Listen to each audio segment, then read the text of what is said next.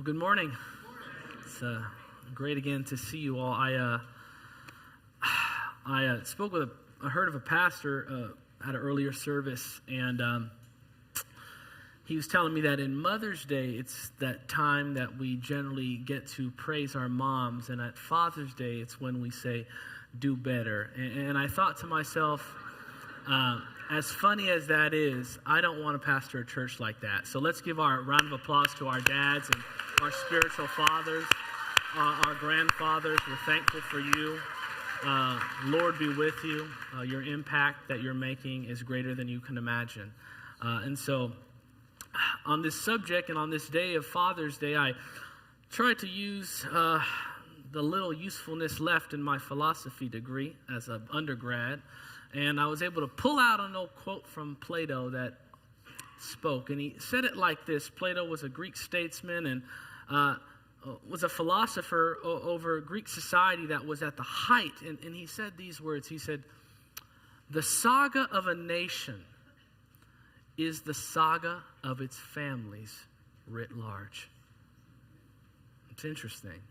The saga of a nation is the saga of its families writ large. And Plato believed that if the Greek empire he lived under was to continue, it would be based upon how well the family does. Tony Evans, a popular pastor, took it a step further and said, whoever controls the family controls the future. Do you think he's right? Thank you for one person. Praise God. I think so too. Having said that, let's go ahead and open our Bibles now to Colossians 3:20 and 21. What a relevant text this morning, because we're living at a time in a culture where the culture, as it has always tried to do, is trying to make a family after its own image, to try and do things different than having a family under Christ. And what I want to take a look at is I want to see, what do we see in Scripture? How is the family to be ordered under Christ? And what I want you to see is that it's going to be just as countercultural as it was in Colossae and as it is today. And it's high time, especially for us men, that we become aware of what Christ wants for us in our role as fathers, and for mothers, that we would be aware of what the family is to be and how it's to be structured according to Christ's honor. And so having said that, we're going to take a look at that today. And I'm just going to go straight down the line here by looking first at a word to children, because that's where it starts. And then I'll go ahead and look at the word to fathers after that. So let's go. Colossians 3:20, it says it like this: "Children, obey your parents in everything, for this pleases the Lord." Let me say one more thing. Those with kids, Coach John is teaching on this verse, so make sure you circle back with them and see what they learned, okay? But we begin. "Children, obey your parents, for this pleases the Lord." You know, upon hearing this word, we can imagine in Colossae at least two different responses, really depending on the temperament of the child. Your strong-willed children in Colossae might have heard this and just bristled at it, seeing this as yet another thing that they're tired of doing. At the same time, your more gentler, mild-mannered children in Colossae would have heard this and begin to wince. Flashbacks and scenes, there's certain words that evoke images because of how they've been used either for us or against us in our life. And we can imagine mild-mannered children wincing at that thought when Paul says, obey your parents. And the reason so is because in the Roman culture at this time, the family was father-focused, and it was about him. There was a law called patria potesta. Can you say it with me? Patria potesta. Fantastic. That literally means the power of the father. And that was a Roman family law that basically said that the father has total control over his children. This actually extended even to adult children. And so what that means is that in the eyes of the Colossians at the time, children had no rights. There was no child endangerment laws. There were no child labor laws. they were not considered citizens under the Roman government. At the same time, any money that a child made working was considered to be his father's. And so the father, for all intents and purposes, literally was the Lord over the household. He was able to do what he wanted. He was able to, basically do whatever without anyone saying anything. The World History Encyclopedia gives us kind of a little glimpse of what it was like. It says it like this: the unconditional authority of a father allowed the father to not only arrange marriages for his children, but also determine whether infants, especially females, were accepted or allowed to die. As in ancient Sparta, it was not uncommon for weak, disabled, or unwanted children to be left exposed to the elements. A child's citizenship, in particular a male's, was not a birthright. A father could easily reject a child. Tradition dictated that he had to take the newborn into his arms in order for him to be accepted, or her. If not, if he rejected the child, a slave would leave the infant by the roadside. And so can you see the kind of lordship that the father had in this time?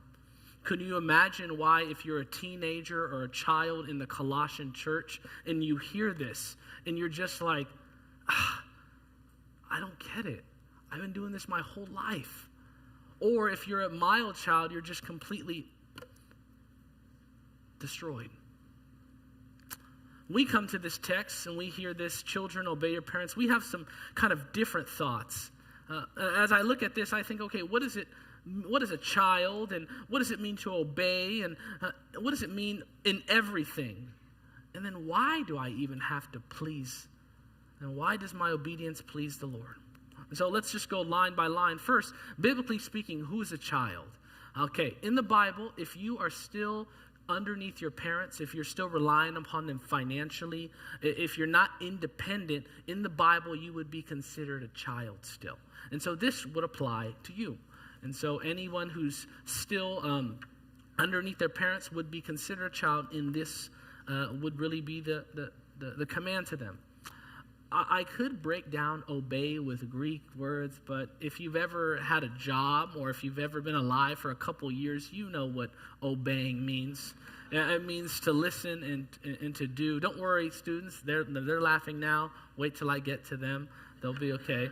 And so God calls us to obey, to listen and to follow our parents' instruction. And yet I come across that word and I see in everything. At first glance, I'm thinking, he don't really mean in everything, right? And as we look at the text, what we see is that God commands a broad obedience, but not an unconditional one. There are times in our life where we will need to say, like Peter, we must obey God rather than man. I'm going to give you two instances where disobedience is encouraged. One is if your parents were to call you to do something God forbids. And so if your parents say, hey, come help me, bury uncle's body there, we could probably don't go with that. Or if they come and say, hey, listen, we need you to lie to grandpa to get the inheritance, don't go with that either. Parents, don't think of asking them that. You can see me in the study later. We put church discipline on you if you do that. And so don't do that. And so if they ever call you to do something God forbids. A second, though, reason why disobedience would be okay is if they withhold something from you that God is calling you into. I was a pastor, really a pastoral assistant in the Hazeldale area in Vancouver, and I remember an elder's oldest son who had been on a 20-year translation project working in a remote area trying to translate the New Testament to a tribe. And he'd been there for a while, and he had created an alphabet for them, and it was really challenging. But naturally, being that far and that remote, his whole immune system just over time just was finished.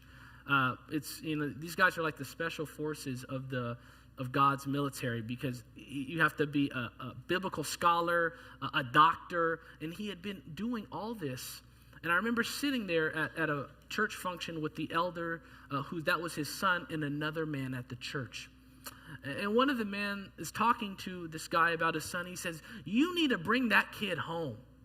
They don't need to be in that jungle doing all that. And that dad, he stopped and he said, it was up to me, they would be home, but they got to answer to God. God called them there. And it made me think how often we can, and I don't know this, but in churches like ours, suburban churches in the U.S., we can stifle our kids from something God may have for them because of our personal interest to keep them around us. I think as parents, it's good to give our children models and to give them images of what they can be. A doctor, a lawyer, even the more creative parents, Superman. But I want to ask, and when you're painting the picture for what your kids could be, is ministry on that? Is missions on that? Let me tell you this, ministry is very challenging, but it's worth every cent. For God always is faithful to whoever would give their life to him. And so it's just amazing how we as parents need to make sure that we don't withhold from our children something that God may want from them or for them because of our personal desire to keep them near and dear. May our church never be like that. And so therein lies the two cases of why disobedience would be okay. If they call you to bury the body, don't do that. Or if they withhold from you something that God is really leading you into.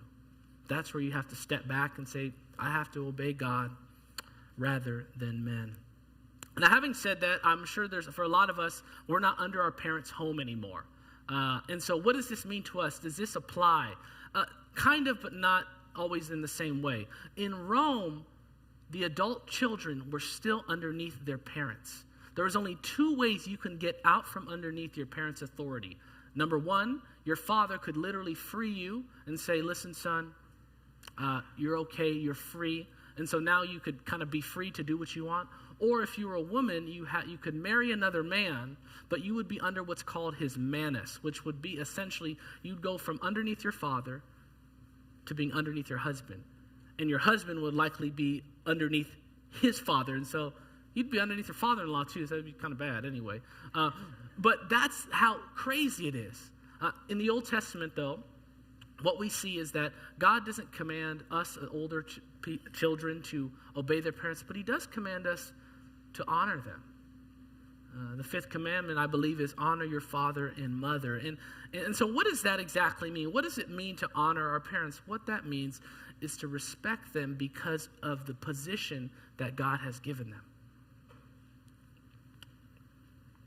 Which means that for some of you, when you've chosen to let your mom live with you instead of the fact that you could have put her in her own home, in an old folks' home, and you gave her own space and her own domain, and you respect her, what happens is you're actually honoring her. And you're saying, we could do it this way, but I want to honor you and give you respect for what you've done to me. Or, when you go to that weekly dinner with your father-in-law, it's in across town and it's very inconvenient, but you continue to make it kind of religiously. What you're saying to your fathers, you're saying, I want to honor you. I still want you to be part of my life. Or when you take care of your mother's electricity bill, even though she could pay for it, what you're doing is you're stopping and you're paying respect to the role that she's had in your life. And that's what the Bible calls all Christians to do, is to honor. It's to honor their parents because of the position that they had over us.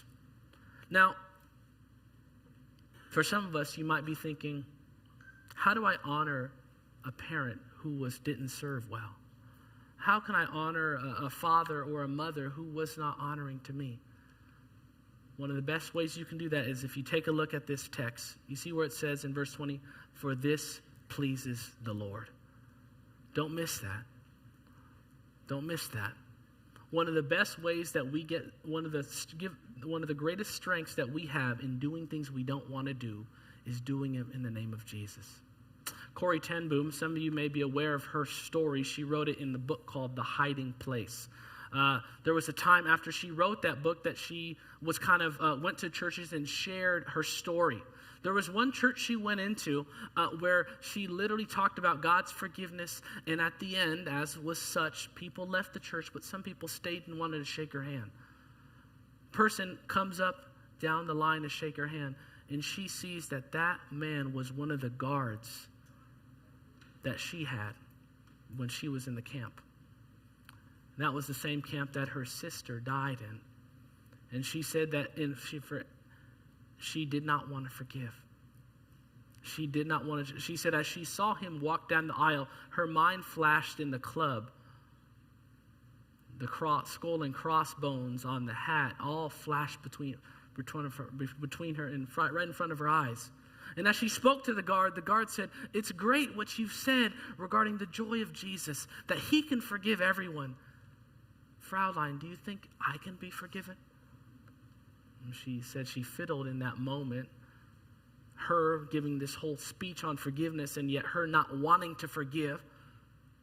But she had remembered that forgiveness was an act of the will in the name of Christ. And so she said to herself, "Lord, I can reach out my hand. That's as much as I can do. But you need to supply the feeling." So she reached out her hand. And she said that she shook the man's hand, and instantaneously a warmth of Christ came upon her arm, to where she embraced this man. I tell that example because that's an example of how to love someone in spite of the fact that they've done wrong to you.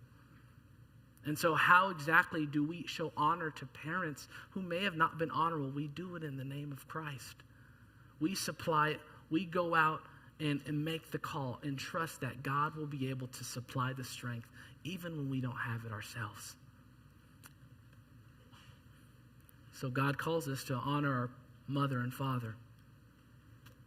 As we continue to go, I want to take a look here. Again, as we look at why, the reason is that it's fitting to the Lord. Having said that, it made me think about exactly what does God think when I don't honor my parents?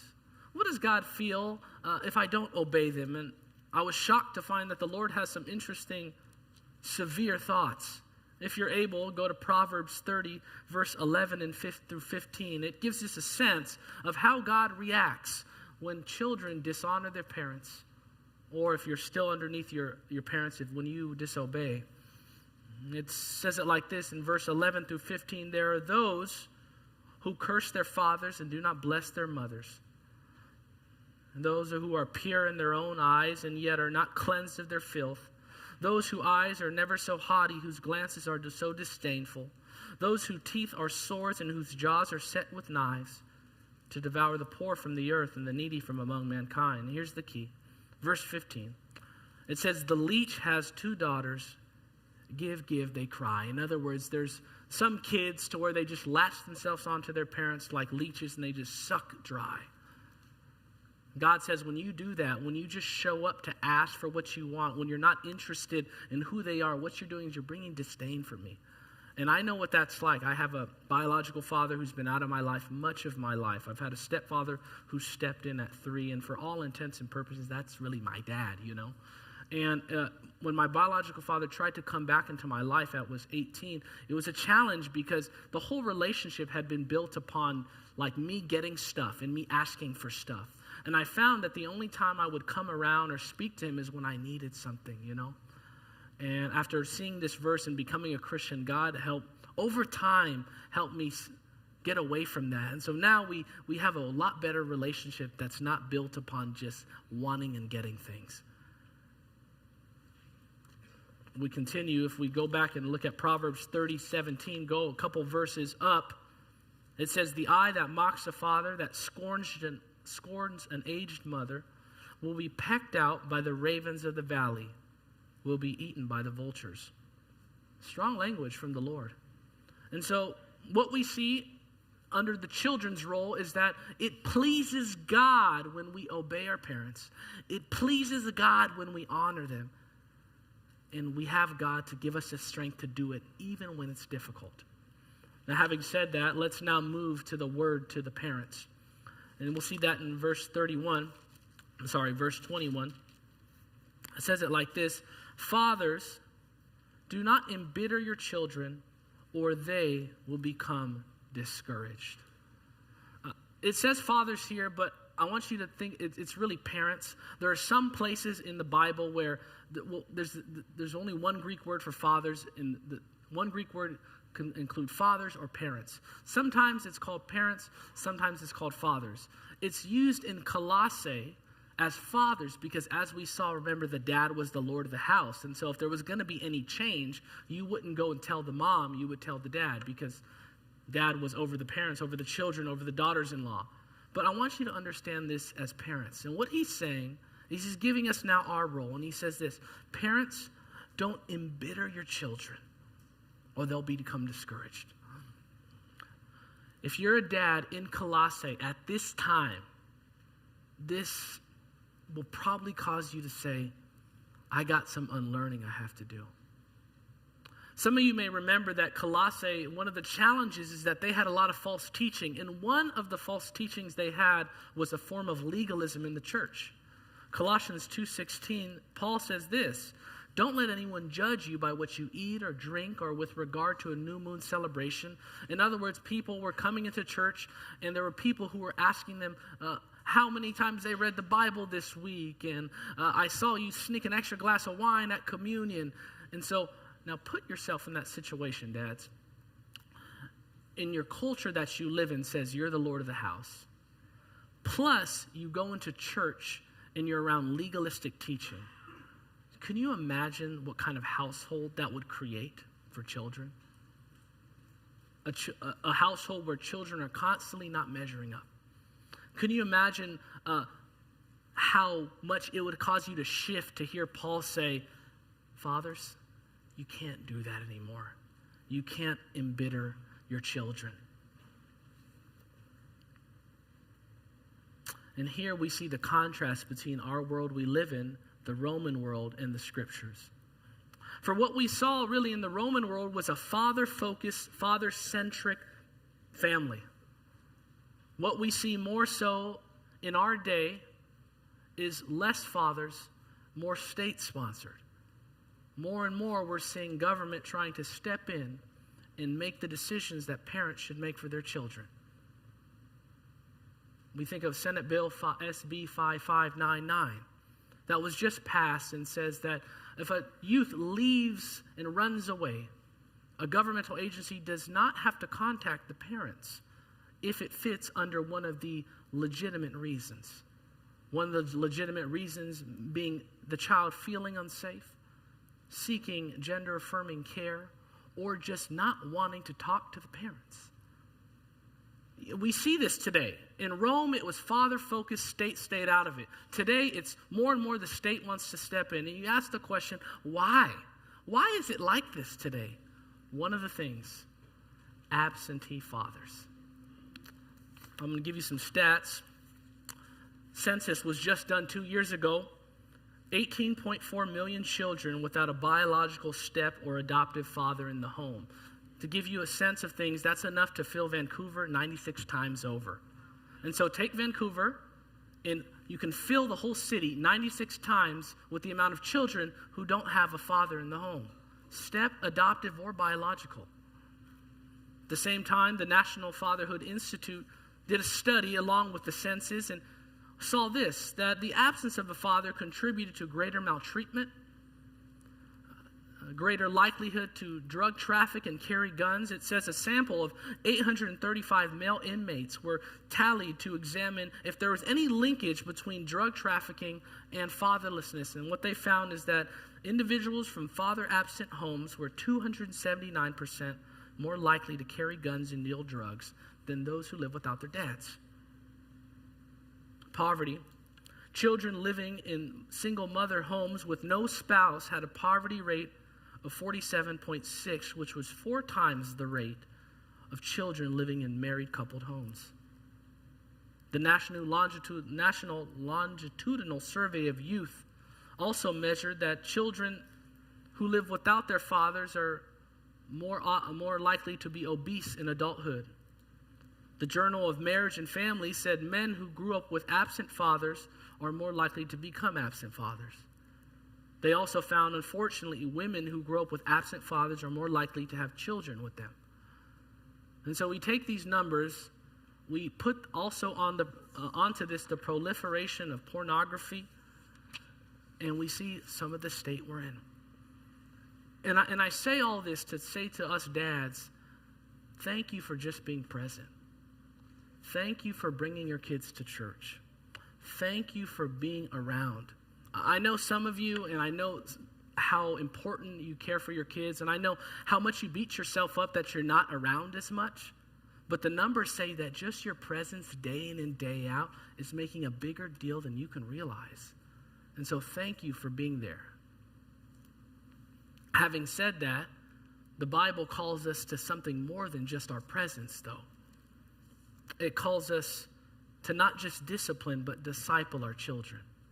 And so, having said that, Paul focuses on the one thing that you do that if this gets in the home, it will destroy God's whole plan for children. And that is if you embitter them. Some of you might have a different translations translated all around, but the sense of this word is this. It has the sense of taking the spirit out of a living thing. The word literally speaks of a racehorse that's ready to go. And before you get a racehorse ready to go, you got to put it in check, right? So it doesn't buck you off. And it has the sense of the racehorse owner slamming with a big old rock and big old sticks the shins of a racehorse so that not only so that it disciplines it, but it destroys their bones forever. In other words, there's a sense in which we can discipline so hard that we've done more than just kind of break the will of our kids, but we've destroyed their spirit. And so what Paul is saying is, don't take the spirit out of a child. Don't pull the courage out of him by doing things with such challenge and such difficulty that they step out into life really hobbled. Having said that, I wanted to think of what ways can we do this? What ways can we embitter our children? What ways can we take the spirit out of them? I've listed a few here. One is over-disciplining our kids. Some of you grew up in homes where your dad had two tools, a sledgehammer and a sledgehammer polishing kit. And he pulled that thing out and said, and no matter what you did, it was whoosh. And the problem with over-disciplining is that you create an environment where you have rules without relationship. And if you have rules without relationship, it always leads to rebellion for your children. And so we can't over-discipline our kids. We need to use different tools. We need more than just the sledgehammer. A second way we can pull the spirit out of our kids is a lack of discipline. No standards. We remember what Hebrews 12:11 says this. I'll race you. Hebrews 12:11 says it like this. No discipline seems pleasant at the time, but it's painful. Later on, however, it produces a harvest of righteousness and peace for those who've been trained by it. When we have no standards in the home, what happens is we'll produce kids who won't have the grit to keep going when it gets hard, who won't be able to push past their own limitations, who won't be able to look at a future partner with a certain level of standard when we have no discipline in the home. The third reason, an environment of constant criticism. Some of you know well about this. These are the parents who are always good at looking for reasons to say no instead of reasons to say yes. These are environments where it's always easy to find out what they're not doing instead of praising what they are doing. And the challenge with that is that it creates one of two things. You either create a child who can keep a list, and he thinks that he's godly and prideful because he can keep a list, or a child who just thinks, I can't do anything right. And so they step out into the world with no self-esteem, with no confidence, with the spirit pulled out of them. And so they're morose and gloomy and sit in a corner and ran over by the world. Number 4, lack of quality time. Israel's filled with great olive trees. Olive trees last 2,000 years about. You know how long it takes an olive tree just to get started? 15 years. So in other words, you put the seed in, you got to water that thing for 15 years. But check this, once you get it started, it goes for 2,000 years. Fathers, mothers, that's a lot like our kids.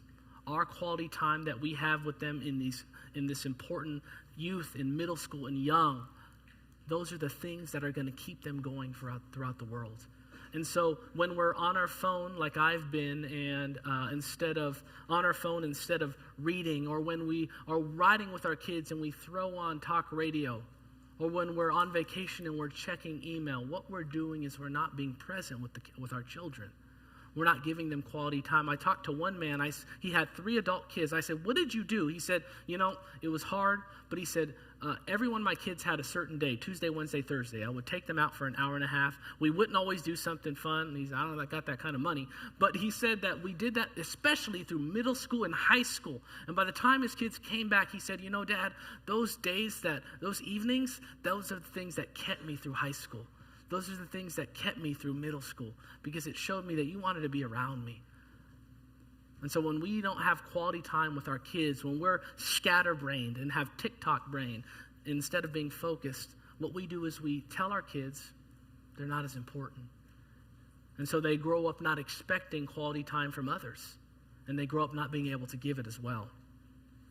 Number 5, irritable and grouchy. This is something that's marked me. My father didn't have a good dad, like I'm sure some of you can attest. And his father was one of these, I think I get a sense that he had to walk in eggshells in his home. And there were times growing up where I felt like I had to walk in eggshells in my home. And so what that does is it does the worst thing a dad can do, become a source of fear in his children. We don't want our kids to be a source of fear, do we? And so what happens is it creates then people who are scared of their parents, because we're irritable and grouchy. I spoke to one man. He said, my dad was always upset at the home, but he's always laughing with his buddies. And so I always thought as a young kid and as an adult that he liked to be with his friends more than he liked to be with me. These are ways we pull the spirit out of our kids. Overprotection. Can I get an amen from the students? Overprotection. I get a nod. You guys are smart. Parents are around. Overprotection. Your house is like Fort Knox. These are the parents who sometimes treat their kids like porcelain dolls. And the problem with overprotection, I grew up in an overprotective house, is what happens is sometimes it doesn't provide the space to let kids make mistakes.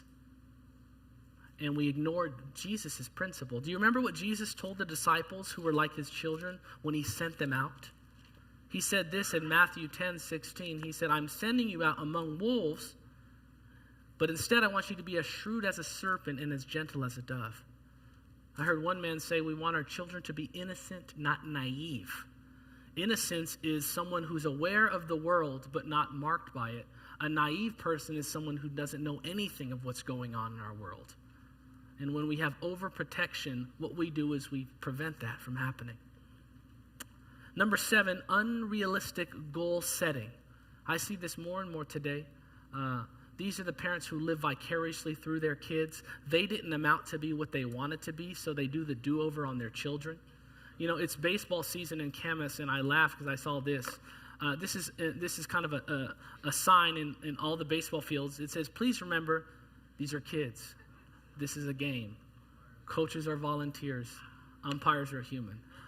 The 5th thing in Camas, it says, and your kid's not being scouted by the Mariners. And so... it's kind of a funny thing, but it's a sad thing, because it indicates that a lot of parents are setting the goals that they wish they would have shot for themselves, but they're giving it on their kids, or they're trying to do a do-over on their children. And that's another way in which we can pull the spirit out of our child. A couple more: not showing affection.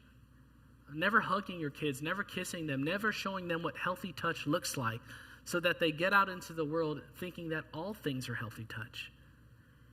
And so when they run into someone's arms and say, well, they hit me once in a while, but they say they love me, I guess that's what healthy touch looks like. Or they marry and they say, well, I get beat down all the time verbally, but at least someone says they love me. Parents, we got to be modeling what healthy is and what healthy isn't. And number 10, poor provision. You know what kids need? The minimum I think kids need today is they need a domain in the house. Now, your economics may not be that you can provide a room. That's okay. But you can say, hey, from 3 to 6, this spot is your domain. You can do what you want. You can do what you want. You can, within reason, you could show it's yours. You can have it. Kids need that. They need a space. They need a domain of their own. They also need a place to study. I remember a friend of mine who never had a place for study. I said, when did you do your homework? We said, well, I did it on the dining room table, but then I would do it for about 30 minutes. Then my mom would say, hey, clear it out because I need to cook dinner. So then I would go sit down on the couch. I would do it for a little bit, and then my dad would say, well, I want to watch TV. And then I'd try to go upstairs on my bed, but then I had back problems all the time. A man who never had a place to say, hey, we want you to focus and concentrate on. And so one of the ways we also can embitter our children is not providing some basic things, a domain for themselves, an area for them to study and to focus. So these are ways in which we can pull the Spirit out of our kids. Having said that, the bigger question is why? Why does Paul call parents not to embitter their children? And ultimately, it's because Christ has a plan for every child. Psalm 127:3 says it like this. Some of you know this verse. 3 through 5, Psalm 127, 3 through 5, it says that children are a heritage from the Lord. Like arrows in the hands of a warrior, children born in one's youth. Blessed is the man whose quiver is full of them. Is an arrow meant to stay in the quiver forever? No, it's meant to be pulled out and fired.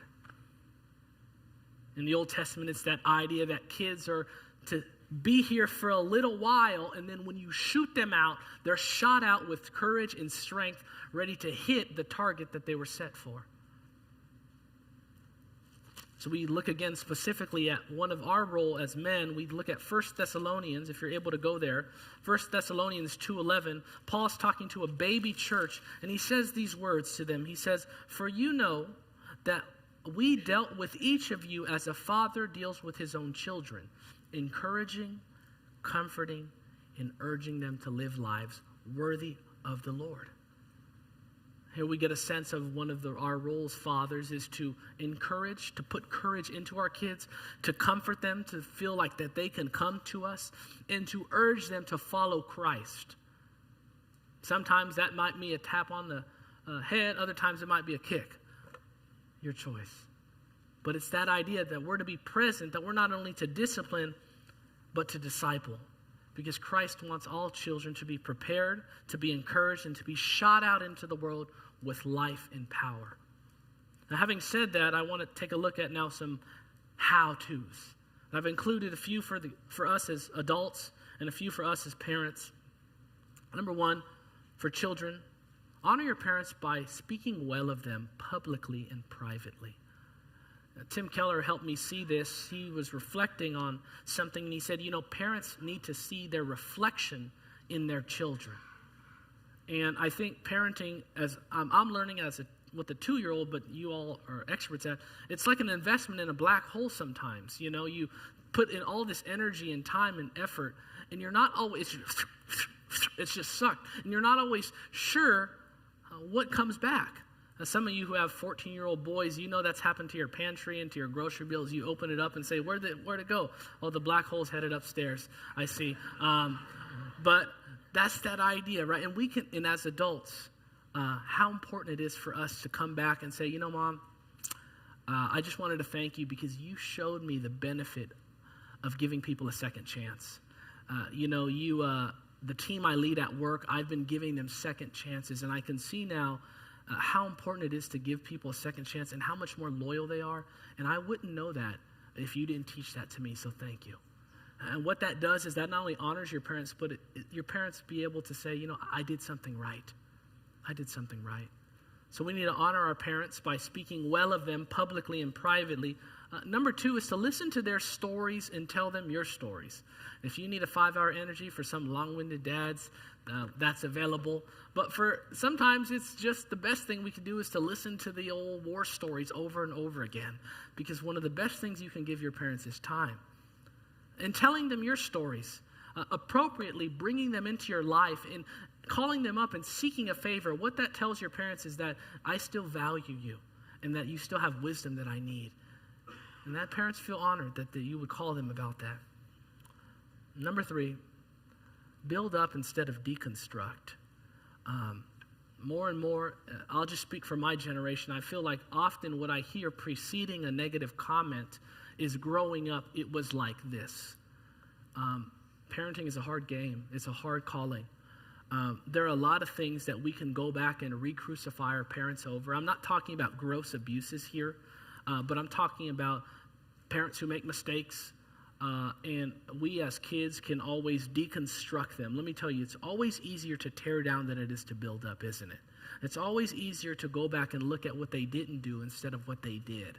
And so make sure, no matter what age you are, you're looking for ways in which to bring honor to your parents. Doesn't mean you got to love necessarily, you don't have to kiss their feet like Christ, but we can all look for things in which we can say, you help me with this. Now, let me give you some wisdom from the parenting side. I'm not going to give my wisdom of a man with a 2-year-old. So I solicited some of the best fathers I've seen here in the church, and they all said 3 things consistently, which was interesting. Number 1, how do we not embitter our children?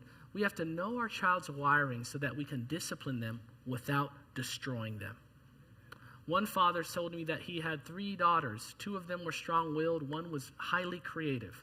And he said, the thing is, I saw early that the strong-willed kids had some gifts for leadership. And my kind of gentler kid was very creative. And he said, what I had to do is I had to tap into that strength, identify it early, and then make sure that I tailored the discipline so that I could bring my kids under obedience, but not destroy them. And he said, sometimes if I saw all boldness from my 2 strong-willed daughters as defiance, I would snuff out their leadership. And growing up, they wouldn't have the boldness to stand for their convictions. At the same time, for my creative daughter, if I disciplined her with the same severity my 2 strong-willed, she would have no room to express her creativity. And so we need to know our children's strengths. If I were to ask you, do you know your kids' natural strengths God's given them? And then how can we discipline so that we bring them under, but we don't destroy them? We don't destroy the shins of the horse so that they step out and not be able to step into the things God's given them. Number 2, don't have too many rules. One man said, well, God had 10 commandments, so I had 10. It felt like a good number. But he said, don't go no more than 10. If you go with too many rules, he says, you'll create legalists on the one hand who think life is a bunch of law keeping, or on the other hand, you'll create people who think they can't do anything right because they can never follow your list. So don't have too many rules. The third one is take responsibility for what's yours to own and give to Jesus and your kids what's theirs to own. I asked him, what do you mean by this? He said, it was my job to live a life that's Christ-honoring. It's my responsibility to stay in the Word. And he said, if I wasn't in the Word, I wouldn't be able to hear the Spirit when I discipline my kid say, you know what, you need to go back and apologize because you did that out of rage. Or if I wanted to be laxed on standards, I wouldn't have the Holy Spirit say, you're preparing them for something more. So you can't just be lax. And he said, I needed to take responsibility for my own Christian walk. I kept asking. He said, the second thing is it's never too late to own your mistakes to your children. They can be out of the house and you can say, I messed up here. I'm really sorry. As I kept probing and went along and said, but one thing that's important to understand is that I can't be Jesus to my kids. I can't hold myself responsible for every one of their bad decisions. I can't save them. It's their responsibility to walk with Christ. And so he said, that's why I need to own what's mine, give to Jesus what's his, converting our children, and give to my kids what's theirs, responsibility for their own actions. And so what we see in a life, in a family under Christ is this. An area where parents would feel honored and respected and obeyed for the high calling that God's given them, and a place where children are encouraged, comforted, and step out into the world with strength. What would it look like if we began to do this here at our church? You know what you would see? You'd see a stronger families, which would produce a stronger church, which would produce a stronger community. All for the glory of Christ. And so this Father's Day, brothers, thankful that you're here. Let us continue to go forth and try to mold families under Christ. Let's go before the Lord in prayer. I'll give you your time to reflect on what the Spirit said to you, and then I'll wrap us up together.